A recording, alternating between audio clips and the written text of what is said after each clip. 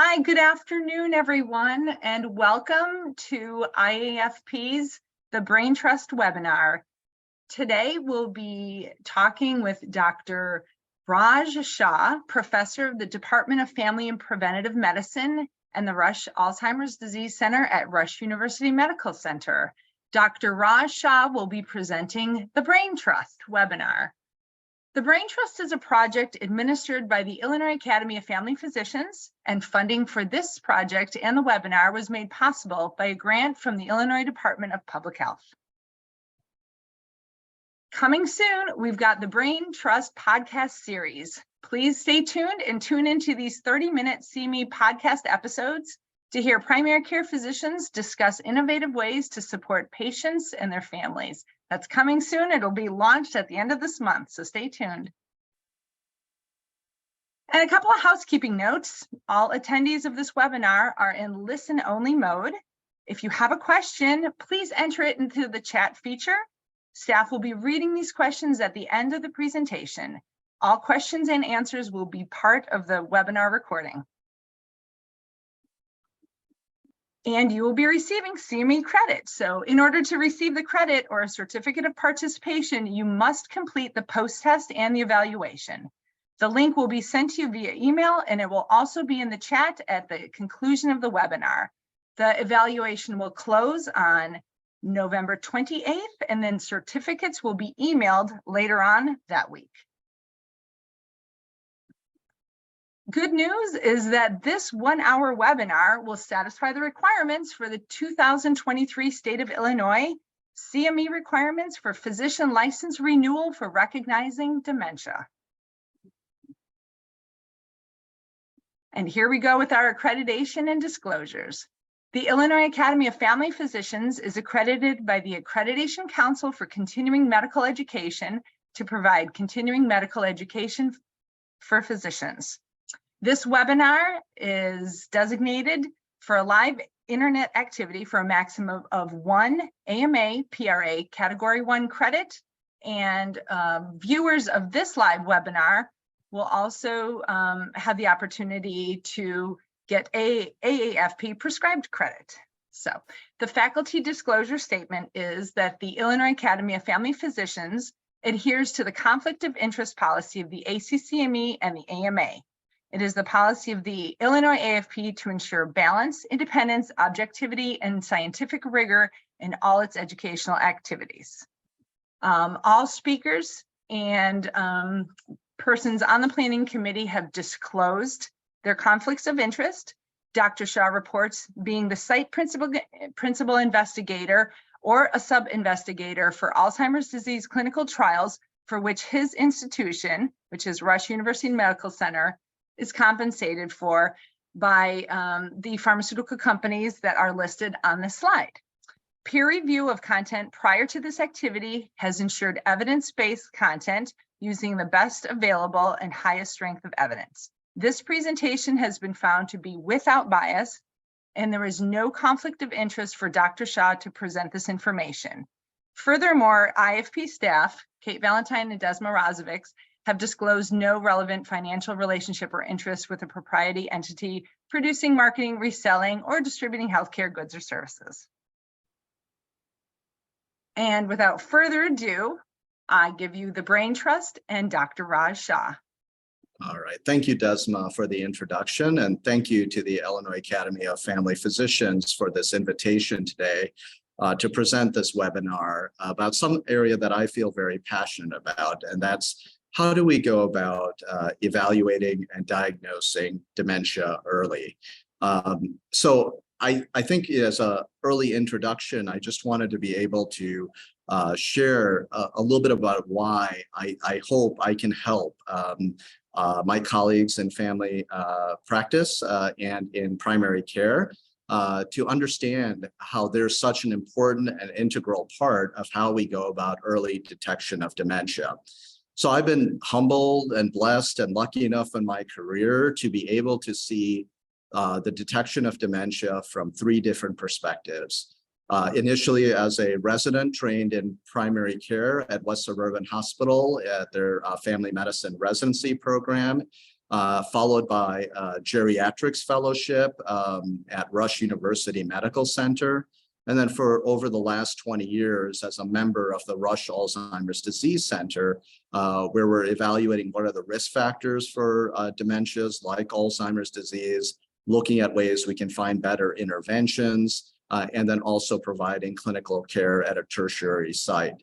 And my hope today is to be really pragmatic and practical, because that's what my colleagues in primary care and the family physicians and the general internists really need.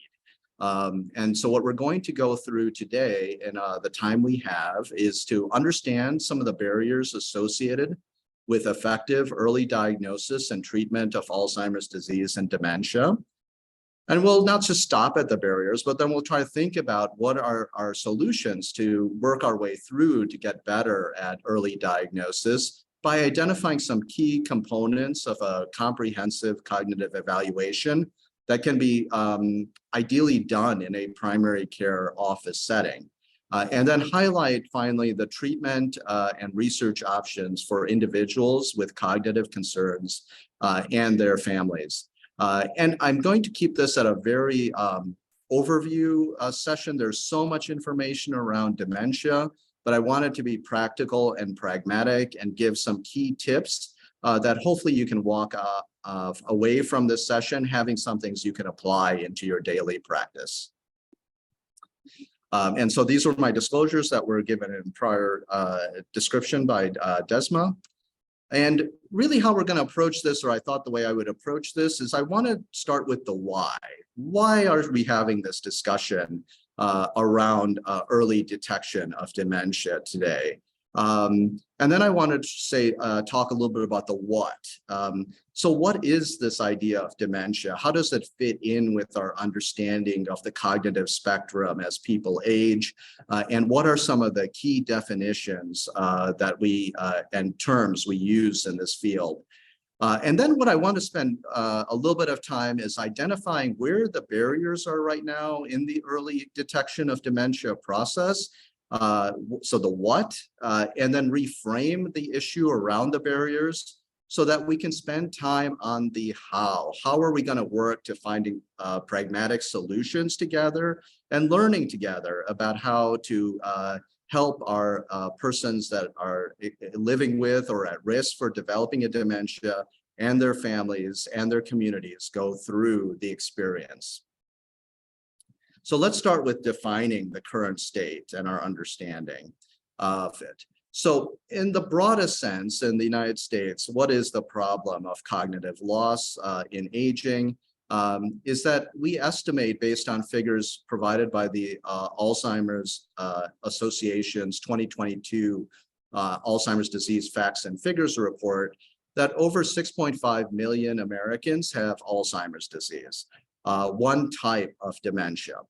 And if you think about Alzheimer's disease and related disorders, they're the third most costly disease state behind heart disease and cancer in the United States. Right now, out of those 6.5 million individuals that we estimate in the United States to have Alzheimer's dementia, we see that the majority of them are in the age group of 75 to 84. But that's not far behind the group that's above 85 years old. Now, I want to be clear on this side that there are also people who develop a dementia and Alzheimer's disease before the age of 65. We call that condition younger onset Alzheimer's disease or younger onset dementia. And we estimate there's about 200,000 people in the country that develop a dementia before age 65. But the majority of individuals, because of the way Alzheimer's disease and dementia is developed, it takes decades of changes in the brain. And so we see the manifestations when people are in their 70s and 80s. The difficulty is that our projections right now are that we have 6.5 million individuals with Alzheimer's disease. And we anticipate that number to almost double to 13 million individuals by the time we reach 2060. And we know that in the environment that we live in right now, and interviewing with primary care physicians, is there's just not going to be enough dementia specialists, whether they be geriatricians like me, neurologists, psychiatrists, and even people that specialize like cognitive neurologists in these issues to really meet the demands of what we're anticipating as far as the number of individuals that will develop Alzheimer's disease or related disorder. And what's happening in Illinois, if we want to bring it to our state and our experience here and make it more local. Illinois is in one of the top 10 states in the United States with the number of individuals 65 and older with Alzheimer's disease at about 230,000. And we estimate even in the next 5 years, that number increasing by 13%. We know that Alzheimer's disease is a prototypical disease that not only affects the person, but it affects the caregivers. And for each person with Alzheimer's disease, there's at least one, usually multiple caregivers involved as informal caregivers in the family to help that individual. And they provide a significant value of unpaid hours of care and resources that also affects their health and well-being. And in general, we know that a person that has a dementia, as far as the Medicare expenses for health services can range to about $30,000 a year with extra hospital admissions that might be preventable and potential needs for other services over the life course of the condition. One of the unique things in Illinois is we also participate in a public health measure called and surveillance study called the Behavioral Risk Factor Surveillance Study, or BRFSS. So we have some updated numbers, but the last report that the Illinois Department of Public Health did in 2013 recognized that there were about 1.2 million households, and these are community dwelling places, not necessarily nursing homes or assisted living, that reported having somebody with this term that they used, which was reporting increased confusion or memory loss over the age of 45. A young age cut point when we mainly think about it in people that are over age 65. But what they understood in those 1.2 million households, that the person living with confusion or memory loss, about 5% were living with Alzheimer's disease, and another 12% were living with a related dementia. So an important chunk or group in the overall needs for people that have and have reported on these telephone surveys to public health investigators that they are experiencing troubles with memory loss and confusion. And what we know is that about 37% of those people that report that they're having impaired cognition or memory loss report that they're not doing their social activities, household work, and house chores like they used to because of these cognitive changes. And the reason that's important is when we get into the definition of dementia, you need thinking problems along with those thinking problems affecting your day-to-day life. And so there's a significant amount of people that are reporting in Illinois on a public health survey that they're experiencing these symptoms that are affecting their day-to-day life. But what's really something that I think we all have to work on in sort of the primary care setting and to improve the public health is that 68% of persons that report this on this survey report that they never talk with their healthcare provider about their cognitive or functional concerns.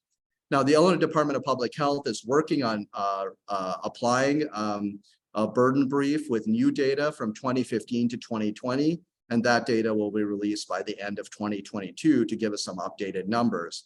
But we realize there's quite a bit of people in Illinois that are experiencing troubles with their cognition. It's affecting their day-to-day lives, but they're really not talking with their primary care providers and other health providers about these changes and seeking help early in the process. And that's what this webinar is about, is how do we try to get better, and maybe in 5 years from now, that it's not 68% of people report never talking, maybe it's 30%, so that we can make our healthcare system, our primary care, more welcoming for people to be able to discuss these problems and then help them to find solutions in their journey. All right, so that's sort of the why. It's common. There's a large amount of people that are experiencing this condition. It has ramifications on caregivers. It has ramifications on healthcare utilization. And people are just not seeking services early enough where we could have a benefit or an impact. So let's talk now a little bit about the what. What are some of these concepts that we're discussing so we share the terms in the same way?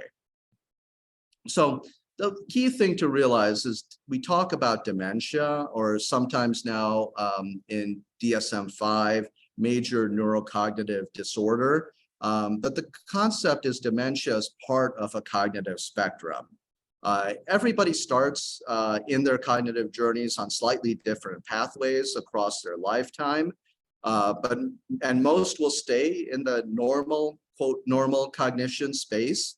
But some will transition due to conditions happening in their brain that cause the brain cells and neurons to die faster than we can replace them into an area called mild cognitive impairment. And then individuals in the mild cognitive impairment state can sometimes stay there, can sometimes go back to normal, or they can progress into a stage of the condition we call dementia. So what we do is we take this spectrum, this experience of cognition that an individual has, and we apply cut points, and we define things as normal, as mild cognitive impairment, and as dementia.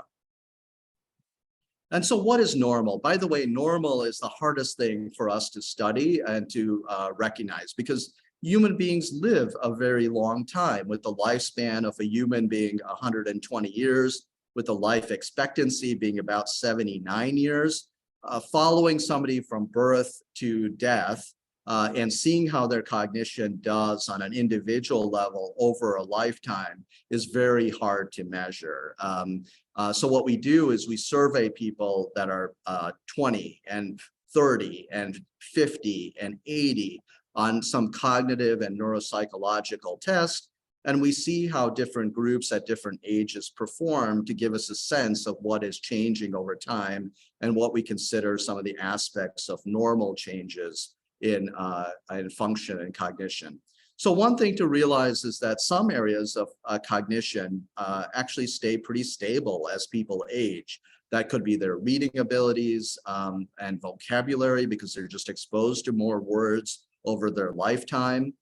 Things that change in sort of the middle phases of sort of normal aging are attention, as people start having to wear glasses and bifocals and trifocals, and have hearing difficulties, so it makes it harder for them to stay connected to the world around them and to absorb that information.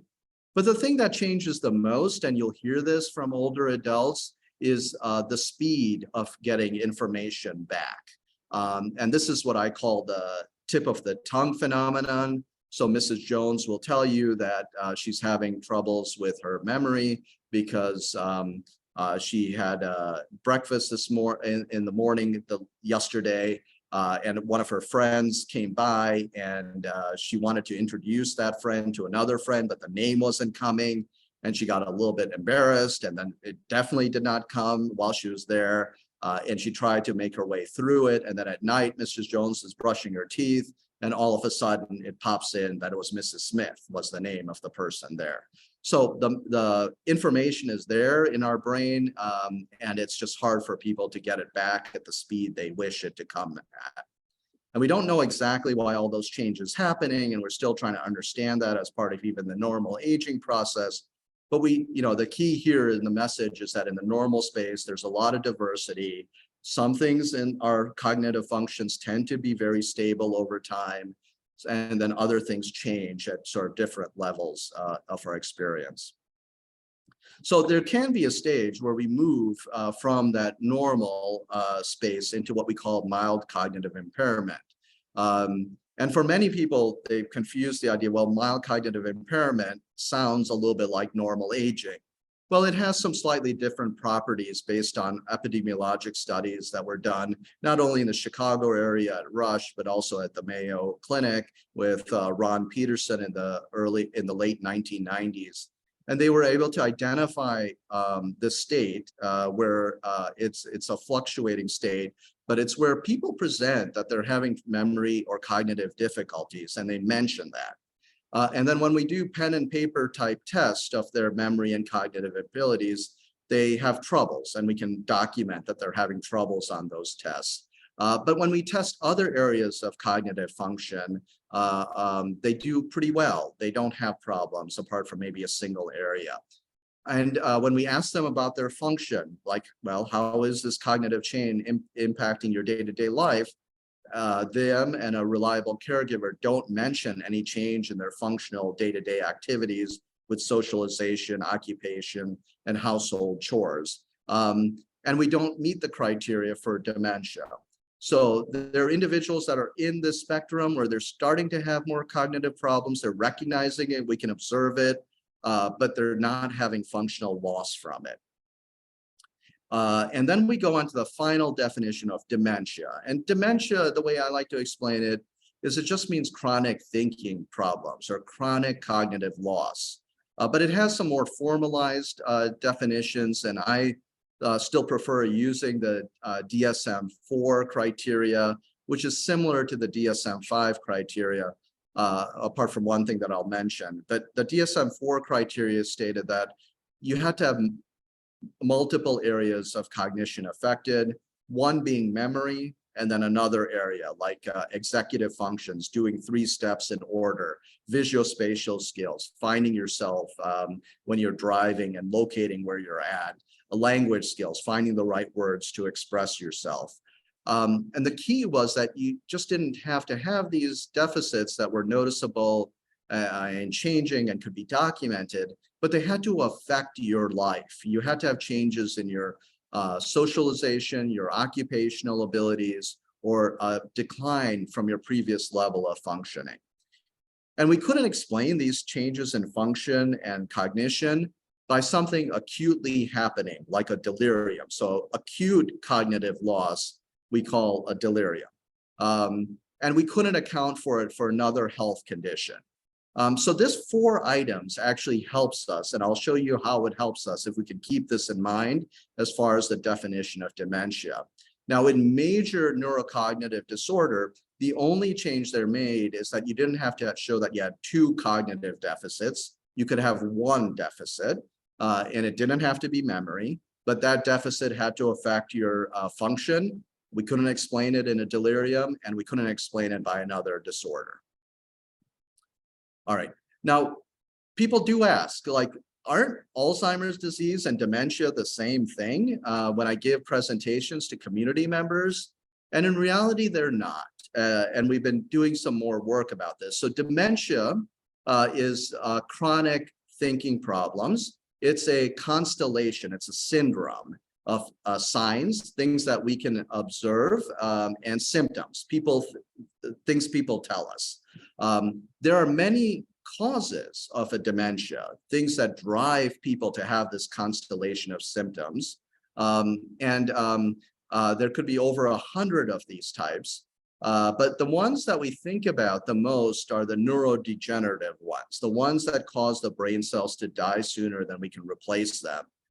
And the 4 most common ones are Alzheimer's disease, Lewy body dementia, vascular dementia, and frontal temporal dementia. And in reality, with studies that have been done with my colleagues at the Rush Alzheimer's Disease Center, following healthy older people until they die and looking at their brain at time of death and comparing it to how they were doing with their cognitive function, what we find is we can't always explain with the pathology in the brain all the reasons why people are having cognitive decline. But Alzheimer's disease pathology in the brain is a common one at about 30 to 36% of the total variance explained. And then we have stroke and infarcts, which are cerebrovascular disease being another common area. And then Lewy body and tau changes that are associated with frontal temporal dementia, making up about 4 to 10%. So the most common type of dementia is a mixed dementia.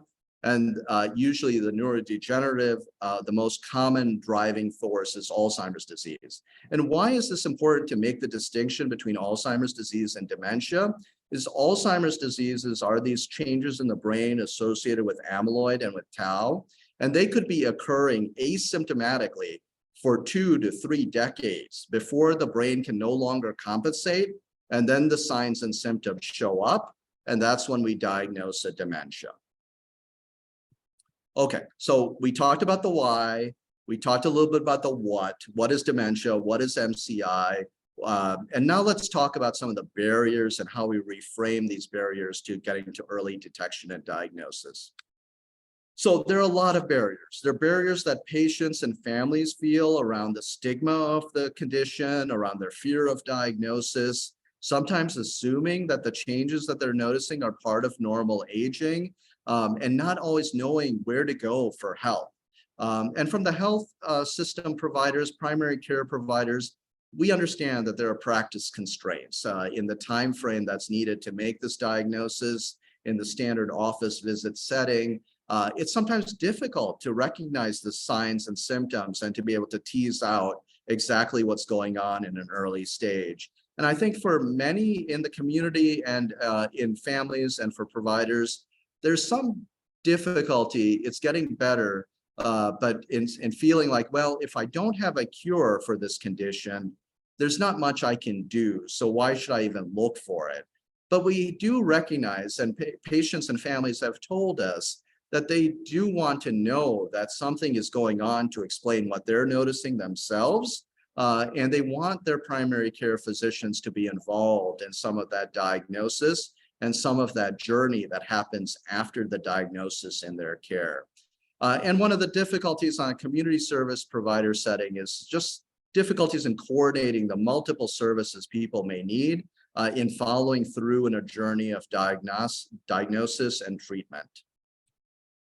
But what I'd like to do is rethink this. Instead of just thinking about the barriers and the pressures and all the things we have to do, what I want to kind of refocus on us is that I really do think, from my experience personally, that dementia is a true primary care condition.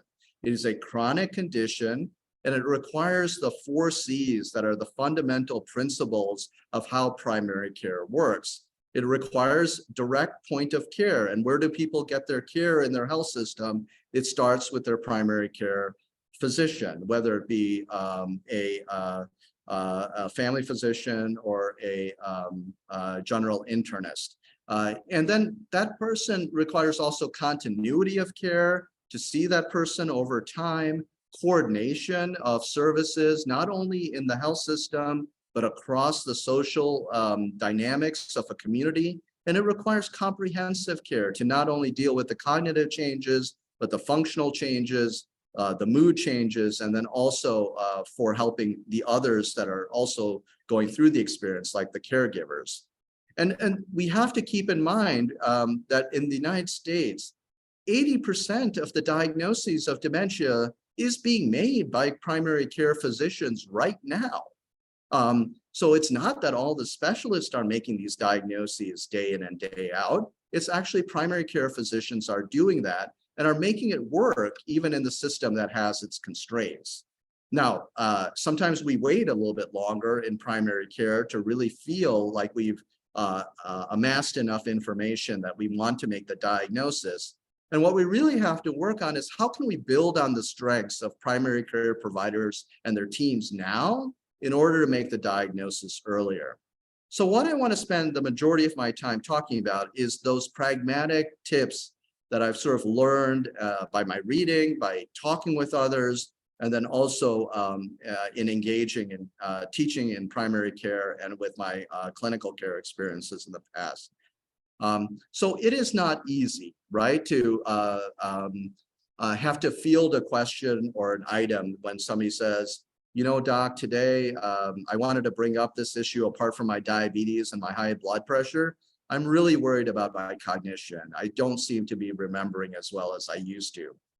And I think there's always a pause, you know, as a primary care physician, as you get that message in the middle of your session and you're like, oh my gosh, this is going to take me a while to figure out what is actually going on with this cognitive concern that the person is bringing up. Do I really think they're at MCI or a dementia? And then what type might it be? And how do I kind of tease out, what could be the effects of medications, metabolic abnormalities, depression, other chronic diseases, maybe even delirium, that this could be an acute change along with life stressors, to really figure out what is actually happening when somebody says, I'm worried about my memory, or I'm worried about my thinking. So what I wanted to emphasize, and maybe it's a bit tongue-in-cheek, is everybody is focusing on AI and machine learning, so AI and ML. And I really think what primary care brings is human intelligence and brain learning. And we've done that for a long period of time. And that's something that can be used in order for us to make this detection of dementia earlier and to do better. And so what I want to talk about is some of the 7 key points. So one is just keeping eyes and ears open to signals. And I'll come back to all of these after. And then the next one is about finding the canary in the coal mine, using the annual wellness visit as a reflection point, doing some inquiring and then active listening, using a simple algorithm to triage most of the cases, and focus on function, and then remember the horses versus the zebras. So I'm going to work through this a little bit, but let me start with the first 3 points because I don't have exact slides to work our way through that. But how do we keep our eyes and ears open to signals? Well, I think that's why we have a team and an office that can help us. And what I like to say is sometimes the first person that recognizes somebody is having a problem like a dementia is the front desk staff, because they're dealing with somebody calling in and asking multiple times in the same day, when is my appointment scheduled for? Or they're dealing with somebody missing an appointment or coming on the wrong day of an appointment and having to reschedule it. Sometimes, so you can listen to your other members of your team in the office. And if you have open lines of communication, they will start being your additional eyes and ears and help you to recognize, wait, something may not be right here as far as this pattern of missed appointments, or this pattern of somebody calling with their medication refills too soon, or not filling their medications on time. All right, and then that leads a little bit to keeping your eyes and ears open to signals. Is the wonderful thing about primary care is we take care of family members. So it's not only usually the person that we're taking care of, but we sometimes take care of their spouse or the daughter or the son. And they may come to us worried about their parent or their loved one and say they're stressed because they're finding they're having to cover up more and provide more resources and feel burned out, stressed, and needing more support.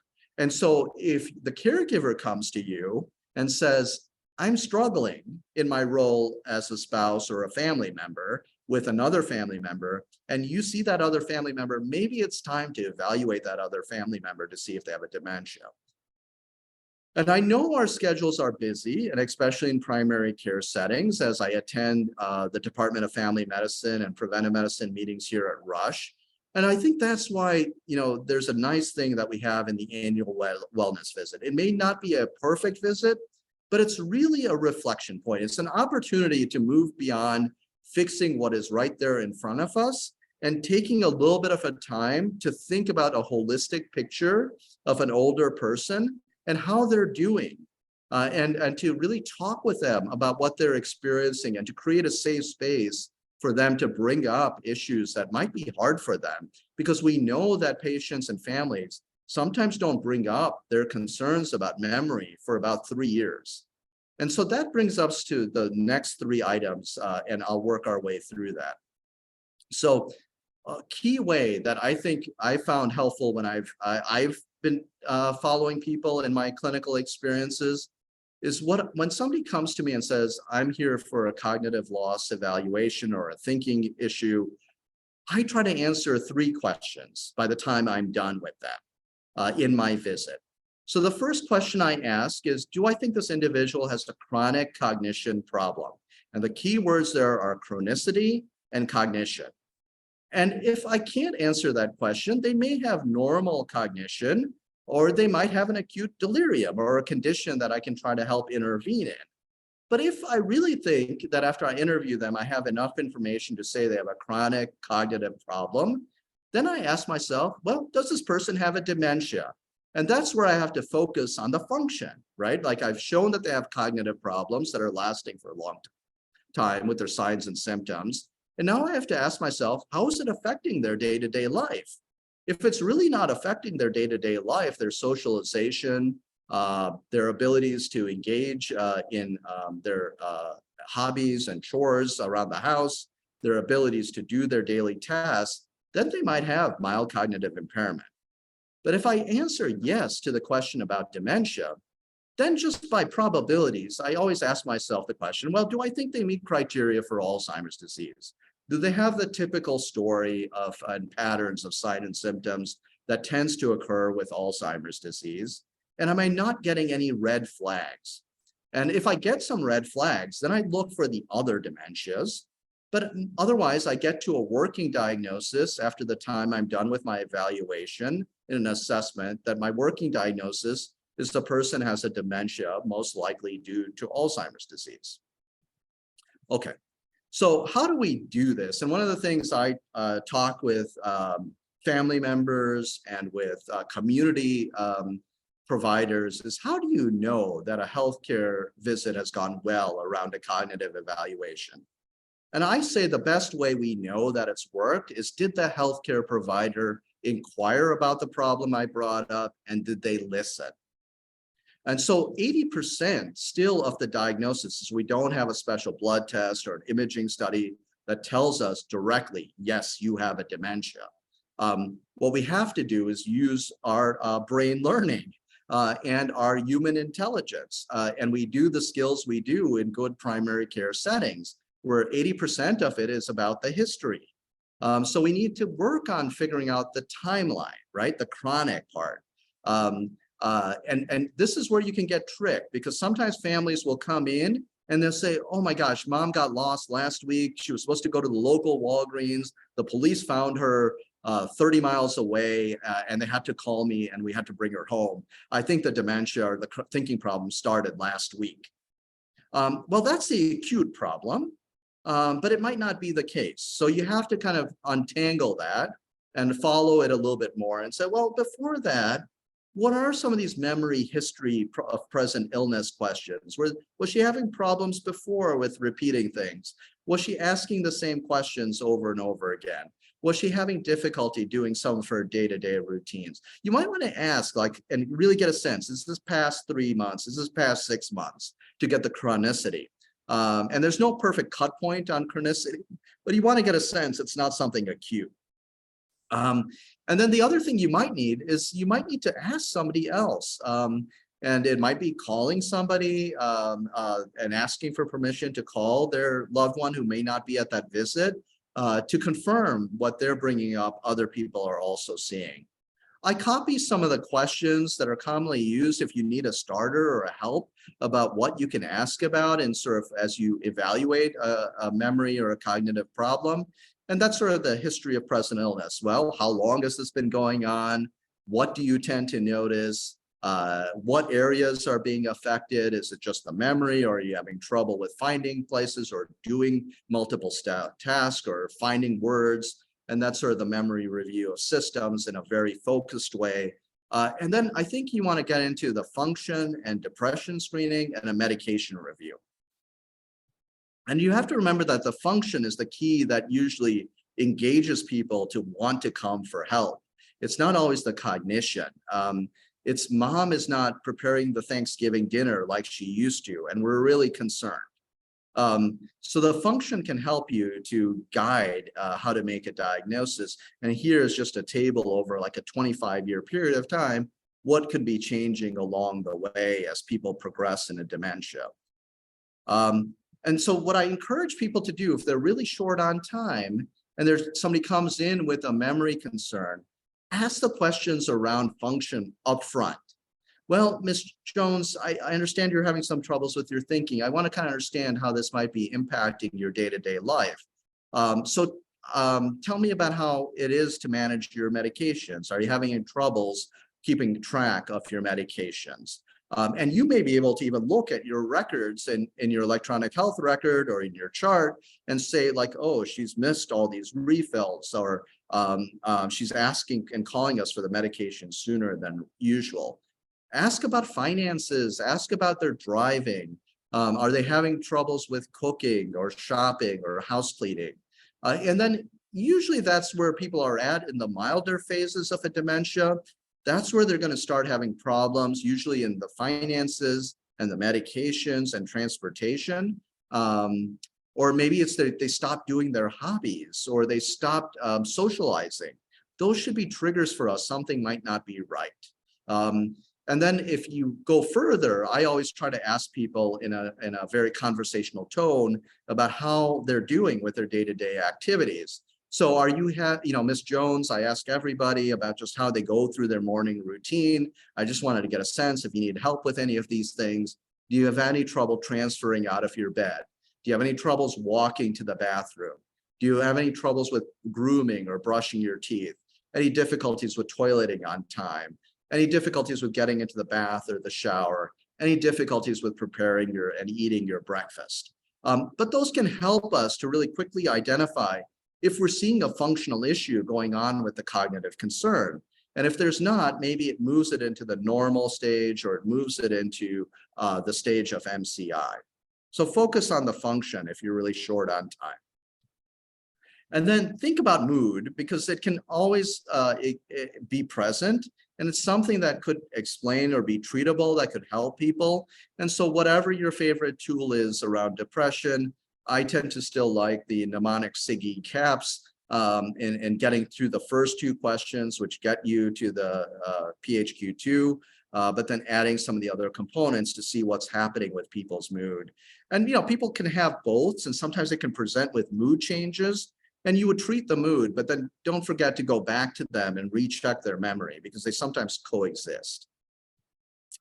And then 80% of that is what you spend your time on in the limited time you might have in a visit that you set up as maybe a 20-minute visit to ask those questions. And then in your physical exam, you want to do the vitals. Hopefully you've gotten that information to make sure there's not something like atrial fibrillation, or there's been unrecognized weight loss where the person isn't trying to lose weight. In an older adult, that's really an important signal. And then try to do some basic pen and paper test with the person. For many people have learned and used the mini mental state exam. More people are moving away from that into the MOCA exam, but you don't even have to do that. Even if you start with something as basic as the mini cog, where you ask people, Ms. Jones, I'm going to just ask you to remember 3 words, apple, table, penny. Can you repeat those back to me? Okay, keep those in your mind, and I'm going to ask you 5 minutes later what those words were. And as we're going to wait for that. Here's a piece of paper. Can you draw the face of a clock, put in all the numbers, and show me what 11:10 looks like on a clock? It's really telling, like, how people do that, and especially how they draw the clock can give you a signal on pen and paper that something is just not right happening in people's following directions, the 3 steps: visual, spatial, organizing the numbers, remembering the time you wanted them to show as 11:10. That can help you in saying there's multiple domains being affected. And that's a little bit of a quick check. And sometimes you can get that enough information in your visit that you don't have to do anything further. And then on the exam, what you're looking for are red flags. Do I see Parkinsonian features on the neurologic exam, like people are having a little bit of stiffness or rigidity or tremors? Am I seeing stroke features, like a weak face on one side, or a hand drop that they're experiencing, or difficulty with gait? And blood work really is, you don't have to repeat it if they've been otherwise healthy and you have a record of a recent blood count and a basic metabolic profile and a TSH and a B12 level. I always remind people that older adults are sexually active, so it's important to ask them about their sexual activity and decide if there's a need to test something like syphilis. And then in other countries in the world, we don't have to have an imaging study if we have a good neurologic exam. In the United States, we tend to get some imaging, mainly to look for a big stroke or mass in the frontal lobe. And people can choose between the CT or MRI as a first pass as far as imaging goes. All right. And then it's just important to remember some of the general features about how these diseases progress and some pattern recognition. So Alzheimer's disease tends to be a slow, progressive loss, usually involving short-term memory, remembering recent things, but still being okay with long-term memory. Vascular dementia tends to have what we call a stepwise approach. People are doing well. They have a stroke event. They drop in their abilities. They start improving with rehab. They have another stroke event and they drop, or they have multiple cardiovascular risk factors that could put them at risk for a stroke, are things that you're looking for. And the tip here is if you are seeing a patient that has had a stroke, once they've had their rehabilitation, reevaluate them for how they're doing with their cognition. Mood and cognition are sometimes things that primary care physicians can pick up after a stroke event, and that can really help people in navigating their space and their activities. Lewy body dementia tends to have this fluctuating course where you might not get true Parkinson's like tremors, but they're falling a little bit more often. They're having some more rigidity. They might get early hallucinations, and their memory is usually pretty good, but it can fluctuate in the same day, like a delirium. And then frontal temporal dementia can either present with a lot of behavioral issues early, with impulse control issues, if it affects the frontal lobe. And temporal, they can present with language abilities, their difficulties getting the words out to express themselves. So just remembering some of the patterns will help in going through that triage diagram. So I want to go through quickly through a few examples of how you can apply this to different cases. And then, so the first one is an example of an otherwise healthy 72-year-old woman is evaluated in your office for forgetfulness for 4 years. Over the past years, she's been having more difficulty recalling names of friends and relatives. She recently drove down a one-way street the wrong way and is not able to manage her finances. She denies feelings of depression. Her mother had similar symptoms and died in a nursing home. And on a mini mental exam, she scored a 23 out of 30 with some difficulties on the recall items after 5 minutes of delay and with the cube drawing. And then her routine labs were normal and her MRI scan showed moderate diffuse atrophy. So if we look at that, well, does this individual have a chronic cognition problem? Chronicity, it's been going on for 4 years. Cognition problem, she's having troubles recalling names, and that's becoming more frequent. And then she drove down, so visual spatial, she didn't follow a direction on the street. And it's affecting her function. She's not able to manage her finances. So she's not MCI because there's function problems. So she has a dementia. And then we have to think about, well, am I getting red flags on her exam as far as things that might not fit the criteria of AD? We got a slow progressive decline affecting memory first. No real findings on her neurologic exam, and her MRI scan didn't really show a large stroke. So I would lean towards saying this person has a working diagnosis of dementia that's early, most likely due to Alzheimer's disease. And now let's look at this case of a 75-year-old man who comes to an office visit. He's concerned about memory loss. He reports a family history of this. But when you ask his spouse and close friend, and he mentions his close friends, they don't think it's affecting him and his day-to-day activities and actions. He's still active in his job, and he has some high blood pressure. There's no evidence of depression. His exam was relatively normal, except for some difficulties on memory. And you do the testing with imaging and with blood work, and those are all normal. So in this case, he doesn't have function impairment. He does have chronic cognition problems, but no dementia. So he goes into the MCI category. And then now let's look at this one as a 57-year-old man who comes in with changes of memory, personality, and behavior, where he's becoming insensitive to others. He's very loud and inappropriate in public settings. He's gotten a bad review by his work supervisor. He has some family history, and his mini mental is actually pretty good at a 28 out of 30. But he has this chronic cognition and behavioral problems. It's affecting his life and his work and experience.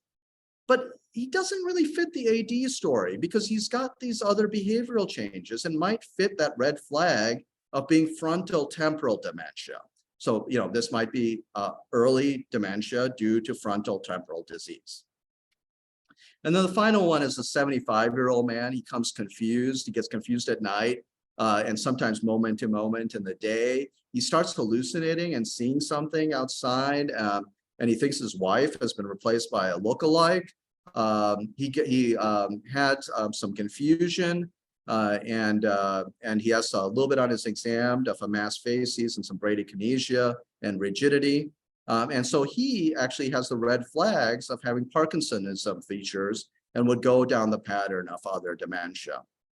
So once we make the diagnosis, the key is I'm going to give a broad overview about treatment. I hope we can do other sessions on this, but the model or the idea or the principle of treatment is the individual with the cognitive loss is the center in a person-centered approach.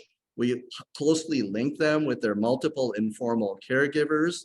Then there's the primary healthcare services with the primary provider and their office, followed by next tier, sometimes services that need to be provided in other healthcare settings with specialists, and then looking at sort of the social, legal, and community service. And our goal is over time, and especially if we can catch this early, is building this robust network that can help somebody throughout the disease. And in the end, what we're doing with treatment is building a pyramid. We're trying to build a pyramid for which the family can work through this journey. A lot of it involves education, some of it social services, some of it medications. And really what we're trying to do is maintain people's cognition, help to reduce the behaviors, help to maintain functionality, and all of those things combined can help to reduce caregiver burden. So in the mild cognitive impairment pyramid, the education is really MCI is more likely to lead to dementia. So we got to follow you a little bit closer. It tends to happen in the first 5 years, but some people don't change at all, and some people may even get better. As far as services, this is just an opportune moment to start talking with families about putting that team approach together to help them over time and in making decisions. And only until recently, there was no medications available in this space. Aducanumab as a amyloid removing passive antibody product was approved by the FDA with controversy in 2022 with an indication for mild cognitive impairment due to AD and early AD. But it requires with CMS for payments, for Medicare payments that they be part of a clinical trial, as we still have to develop evidence in this space. In dementia, a lot of it is helping people in the education side around fear and anxiety, that you will be with them as providers, you will be working with them and others to go through the process.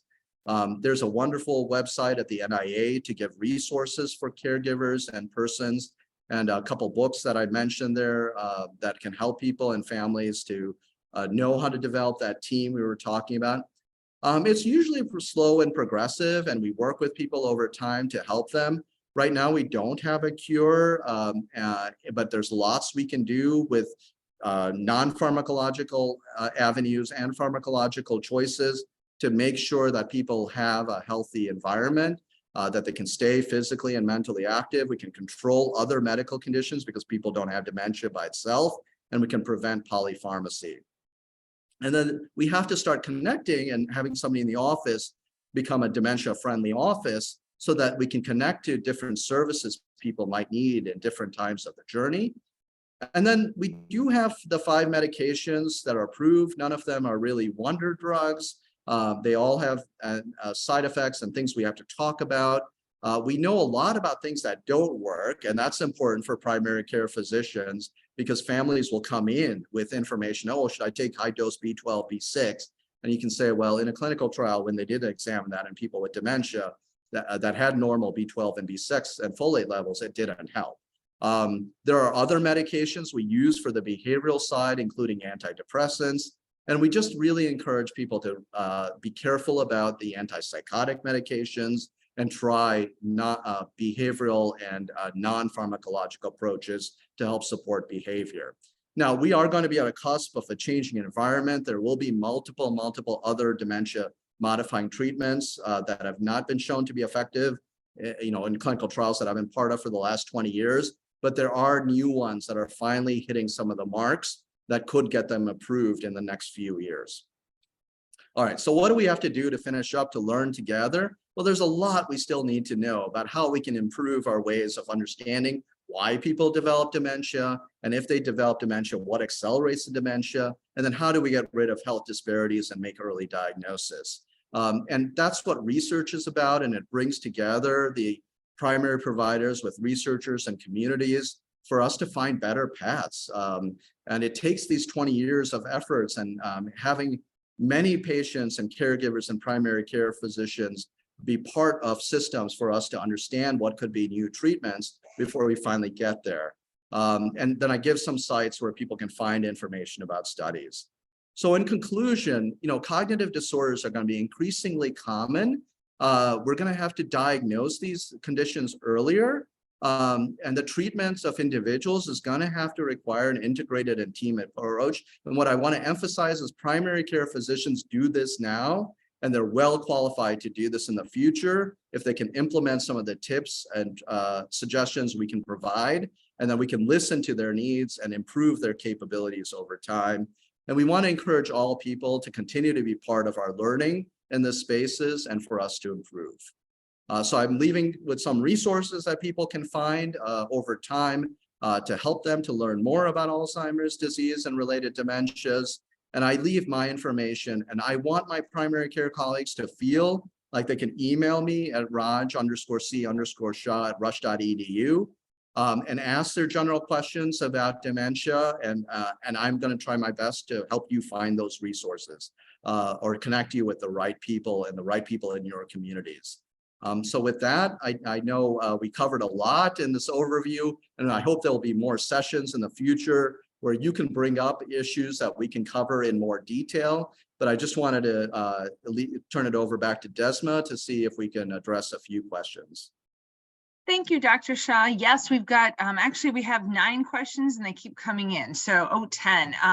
We'll start with some. You did mention that you will email back. So perhaps the ones we don't get to, we'll make sure that Dr. Shah does get an email back to you. Let me start with the first one. What role, if any, does the Preventive 80 test play in the early diagnosis of Alzheimer's disease in the office setting, beta amyloid and APOE measurement? Yeah, so that's a great question around in primary care. Is there a need for us to go down this pathway of going to AD testing? Up till now, there really wasn't a need to go into this much detail because your cognitive exam, your thinking capabilities would get you to the diagnosis or pretty close to it, and you could use time. I do think some of these measures will become more important with some of the disease-modifying agents that will come out, where people have to show they have amyloid or tau to qualify to get some of these immune therapies. So that will be another level of sophistication that will have to come later. But at this point, I really think we can do a lot in primary care by doing sort of that, brain learning and human intelligence that we do really quite well with to work our way through. And sometimes there will be a point where, it's a hard case in primary care and we need more help. And that's where some connections with specialists can be of help. Thank you. The next one, you might have to answer this as well online. Why no mention of the success of early intervention, pre-code and recode treatment? For example, Dr. Bredeson's work, Dr. Perlmutter's work, Dr. Ken Sharkin's in early diagnosis and treatment. Yeah, so I think, thank you, Dominic, for that question. And I think some of it is I wanted to focus a little bit more today on the overview of the broader issues around how do we get to the early diagnosis and detection of dementia. And that was one of my initial hopes. I think there's a lot more we have to talk about on the treatment side. Some of it has evidence and some of it doesn't. And it's just going to be more than I can probably cover in this discussion. But thank you for bringing that question up. That is good. That'll lead us to even next year. We will be doing some follow-up CME webinars just on this, so we can delve into some of those topics. Next question, why not classify this condition by the multiple causation types? Yeah, I think that's what we're hoping for over time. We do know we probably need to start with at least making the dementia or the MCI diagnosis. And then it's a matter of like how we can figure out the true underlying causation. The difficulty is, as we've done studies with older adults and looked at their brains, there's pretty much in most brains of individuals that develop a dementia, all of the pathologies. And so I don't think in the long run, there'll be one solution to, I remove amyloid and all of a sudden we get rid of a lot of dementias. It's just not going to work that way with our understanding of the basic science and the treatments that might have to develop. So we got to help like with understanding Lewy bodies, understanding stroke, understanding Alzheimer's, understanding tau, understanding 57% of the things that we don't currently know that explain why people end up developing cognitive decline as they age. So that's why we need the research and the continued work to get improvements. Yeah, thank you, Dr. Shah. At what point should a referral to a neurologist or memory clinic be considered? And is there any type of need for a specialty referral? Yeah, that's a great question. Oh, sorry, I think, typical need. Is there any typical need? Sorry. Yeah. So it just sort of, I think this is a key that I don't think like it has to be that every case has to go to a neurologist or to a specialist or to a memory clinic. I think that is something that our system is not built on to do, and we just don't have enough providers. I think we also, like with any condition, have to have this sort of collaborative model between primary care and specialty care. And figure out mechanisms how we can do this, where most of this can be evaluated in the primary care system and individuals can be taken care of in their offices on the journey. And the specialist comes into play with very specific questions. So if you're really having a trouble defining, like, do I think this is Alzheimer's disease or dementia? Let's make sure we highlight that as the issue when we send it for a specialty referral. If it's, I'm worried that I think this person has a dementia, but I'm getting these signs of these red flags that I don't think it's typical for Alzheimer's disease, maybe that's where we need to get some more feedback from another provider. So that's the way I look at it. I mean, in Illinois, we're somewhat lucky that there's so many places that not only offer primary care services, but then specialty and then ultra specialty, services in memory clinics. And that's at SIU downstate and their network. It's also in the Chicago area and the suburbs. But I think we just have to figure out what is the best pathway that's going to be most reliable, that the primary care physicians really feel comfortable that they can do this. And that's going to require more discussions and sharing. And that's why we want to have that podcast around the brain trust, so we can have actual primary care doctors talking about how they handle this in their day-to-day practice and make these decisions. Thank you. I'm going to combine two of them coming up here. Do you recommend estrogen replacement therapy for postmenopausal women with a family history of dementia? That's number one. And the other one is like-minded. If you have a menopausal or postmenopausal patient who mentions memory loss but blames it on her menopause, how do you respond to this patient? Yeah, no, great question. So the first one is on the evidence out of some of the large studies that were done in the Women's Health Initiative around estrogen, progesterone replacement, or hormone replacement therapy in postmenopausal women was not in favor of impacting sort of prevention of dementia. If somebody has dementia, I don't think we have great evidence at that point that hormone replacement therapy makes a difference. And the question around memory loss and blaming it on menopause, I think it's been mixed, right? Like there is more research that's been happening in this space. But there was a study in the Chicago area called the SWAN study that followed women as they in the perimenopause period.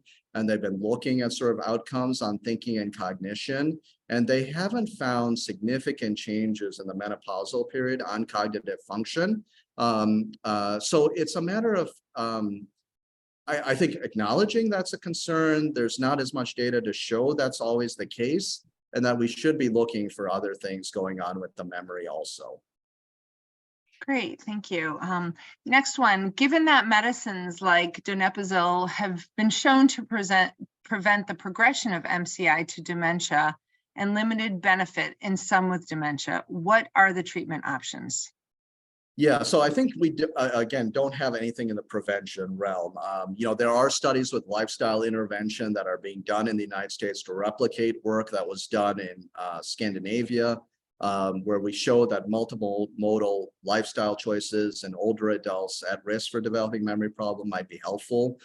There's studies going on with diet and interventions like the MIND diet or the Mediterranean diet, where results will come out. We will have more information about those lifestyle interventions on prevention, hopefully in the very near future. But right now, we don't have anything on the prevention side. On the treatment side, we have limited options, and I think that's a definite need. Even putting this together, we spend a little bit more time unpacking that. Our current available items are really not for prevention, not really for MCI, apart from the most recent one. But they're mainly for the symptomatic control of dementia, especially due to Alzheimer's disease. Now, aducanumab offers, the thought that it could be helpful in removing amyloid, and maybe that's a marker that, at least the FDA accepted in an accelerated pathway to show that it might have disease-modifying effects. But that agent by itself didn't hit criteria on other measures of clinical benefit. But I think we're going to see more agents in the disease-modifying space that will hit some of those criteria and will be part of the news. And so the treatment area is going to keep evolving, I think, over the next couple of years. And so I wish there was a perfect answer. There's just not great treatments. There's still things that we can offer. But we just have to be cognizant that there's more things we can do than just the medications in setting up the education and the social service aspects. Thank you. That actually goes to that next. I think it was a comment by Dr. Dominic, the controversy with that agent that you just mentioned, the accredited, the cost and the side effects being controversial. Let's go to the next. You did the menopausal. Thank you very much for this informative presentation. Do you have any thoughts about a vaccine to prevent Alzheimer's? Yeah, it's a great question. Like I said, it's something I've been thinking about for, I think, a long time as I entered in sort of my academic role in working on Alzheimer's disease and, thinking about prevention for a public health problem. I was part of some of the early studies that were done with sort of vaccine interventions against amyloid and some phase 1 and phase 2 studies in the early 2000s. They did not at that point meet some of those criteria, but I would love to get to a point that we could really figure out some of those conditions, that there could be an opportunity where we could intervene in a very cost-efficient public health manner.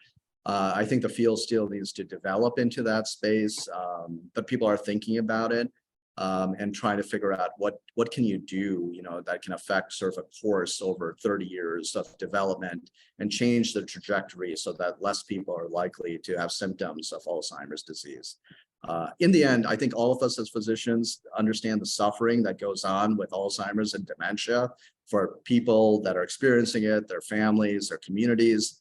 And I think all of us would like to be in a situation where nobody would come to us and need a diagnosis for dementia in the future because we figured out a way to prevent it. I think it's just very complex as we learn more about the disease, that it's not going to be a single bullet answer. And we're just going to have to keep working together to find the right answers. Thank you. Dr. Kierkegaard states families often want a definite diagnosis. So how do you address that? Yeah, that's a great question, Margaret. I think Truly still the definitive diagnosis right now is based on clinical pathologic evaluation. And I know that's hard for families. We can make the best working diagnosis, and some of the imaging studies can help us, to identify at least when it's not Alzheimer's pathology, if we don't see any amyloid in the brain with the PET scan. Right now, that's very difficult to do because it's expensive. And then not only that, we have a radionucleotide shortage in the country. So it's just very difficult to get amyloid PET scans. And we just have to pick and choose when that's the most important area. But right now, the definitive diagnosis is looking at the trajectory clinically and encouraging brain autopsy at time of death. And then having evaluation of the brain tissue to really understand what happened. It's not a perfect way, but that is the gold standard still. Thank you. Dr. Nicole Waters asks, when do you consider discontinuing AD meds? Yeah, that's a great question, Nicole. And we don't have studies on sort of discontinuation, but it is something I constantly discuss with families, because in the end, families have to make choices about the resources they have, about the best way to spend those resources. And at one point, some of these medications were costing about $300 a month, and I would have to have frank discussions with families to just even put it out there. Are we sure this medication is really doing something for you? And would those $300 a month be spent better in getting some more services at home to improve sort of the life experience with social services? I think we got to be open to that because these medications aren't perfect. They were never tested or designed to be lifelong. We have some data in the early donepezil studies where people were taken off for about 6 weeks and then put back on. Most people recover, if they had a decline in their cognition and were put back on the medication, could recover to their former status. So we do sometimes talk through drug holidays, right? Like the family comes, I'm not really noticing this is helping. I'm wondering if I can, think through other options. And one of them could be a trial to be off the medication, monitor to see how people's symptoms are doing. If there's no change, take them off. Also, some of the things we have to think about in our nursing home patients and trying to prevent polypharmacy and medications to consistently reevaluate as in good geriatric practice, what is needed, what is not needed. Thank you. Dr. Kimber has asked if we can please show the slide again with the online resources. And okay, also, sure. Dr. Kimber, I want to let you know, so the slide deck was sent to you via email as well. So that hopefully that should be in your inbox and you'll be able to also get that with an email after the webinar. And then the Brain Trust will be launching an online resource center with all of these resources and more, and with Dr. Shah. So look forward to that. Next question, do you have a preference of which medication to start with for AD if you are choosing to pharmacologically treat? Yeah, no, great. I think it's a wonderful question because you do have some choices. Usually, memantine is not a choice unless somebody is in a moderate to severe stage of the disease. So that is hopefully not when we're diagnosing people for the first time. So I don't usually start with memantine. And I usually think about memantine as an add-on to try to see if it can be helpful. The properties of donepezil, rivastigmine, and galantamine are about the same. As far as their impact on the condition based on clinical trials and tolerability. I tended to just have more experience with donepezil, so I tended to start there. I started slow, usually at the lower dose first, and then making sure people tolerate it for the stomach upset. Maybe take it at night if that's the case, and then go up to the higher dose. But for some people that can't swallow pills as well, sometimes there are the patch forms of rivastigmine that could be helpful for some patients. And galantamine is usually a twice-a-day medication, but It has, I think, a liquid formulation, if I remember right. So there's just some options based on how they're packaged that could be helpful. And now I think there's a combination pill between one of the acetylcholinesterase inhibitors with memantine for reducing sort of the number of pills people take. But yeah, I kind of just look at sort of what I'm comfortable with, and then what sort of what's available on people's formularies. Sometimes, what has a lower cost. They're all about the same. And then, if there's a preference based on their mode of not being able to take something that's like a pill a day, like donepezil. I have unmuted the participant who had asked that question. Do you have your hand raised?